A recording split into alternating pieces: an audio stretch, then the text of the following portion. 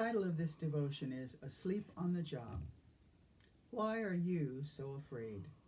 An innocuous question if you have an irrational fear of, say, bunnies. But for the disciples, there really was something to fear. They climbed into a boat with Jesus, something they had done hundreds of times before.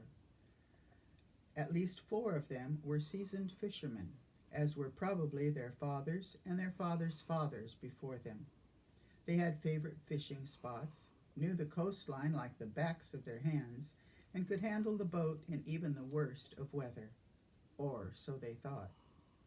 Jesus soon fell asleep on a little pillow. I find this detail so delightful. Does he drool? Does he snore? What does Jesus dream about?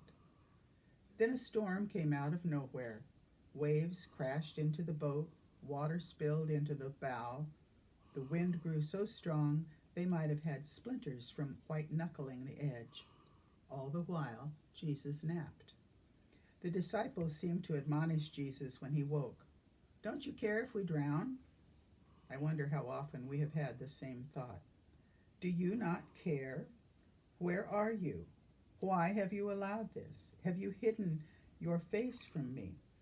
Are you punishing me? Where is God when marriages fail and families crumble, when miscarriages and diagnoses, loneliness and depression take everything? We are God's children. Shouldn't we get something better when Jesus is right there? God seems asleep on the job. Then, with mere syllables, Jesus makes the water as still as a bathtub. The disciples can't believe their eyes. Their jaws drop with wonder and they whisper to one another, "Who is this?" The winds and the water listen to him. "Why are you so afraid?" Jesus asks, getting right to the point. To understand Jesus' question, we have to remember that the disciples knew about him thus far. At this point, Jesus has multiplied the disciples' fish, cured a man of leprosy, healed a paralyzed man, grown a man's arm back, healed the centurion's servant, raised a man from the dead, expelled demons, and restored sight to the blind, all before the disciples' very own eyeballs. Jesus might have said instead, "I thought you knew me." Fast forward to after Jesus' death and resurrection, the disciples are still incredulous. The man they had followed and loved sat beside and eaten with and had been murdered in front of them and was now missing from his tomb. But there they were, headed out of town towards Emmaus, getting out of Dodge. A stranger began to walk with them, asking what they were discussing. And a little confused that the stranger didn't know what had happened, they told him, "We had hoped he was the one." After all the miracles they had witnessed, the teaching they had heard, the whispers of his identity they had believed, they still believed that Jesus had let them down.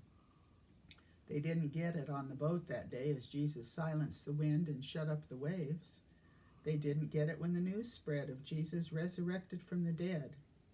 And they don't get it as Jesus walks beside them. Who is this, they wonder? We had hoped he was the one. How often in our own lives do we have a picture of who we want God to be? The ways we expect God to act. The miracles we want God to perform. The storms we've asked God to calm. We had hoped he was the one who would eradicate the pandemic. We had hoped he was the one who would reverse dementia, shrink the tumor, save the marriage, erase the mental illness, give us a baby. We had hoped he was the one who wouldn't lead us into storms. But instead, this is our God, the one who calls us to love the stranger and foreigner and enemy, the one who leads us into chaos, the one who heals, but not all.